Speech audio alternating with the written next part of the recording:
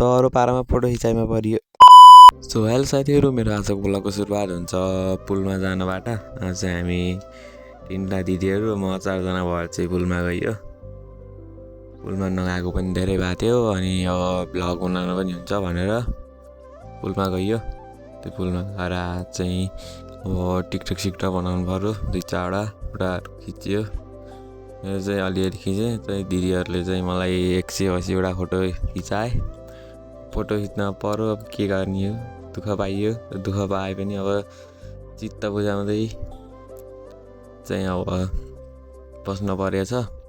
त्यसपछि चाहिँ मस्त पारामा सनराइजिङ भएको भ्यूहरू हेर्दाखेरि चाहिँ एकदम आनन्द हुन्छ।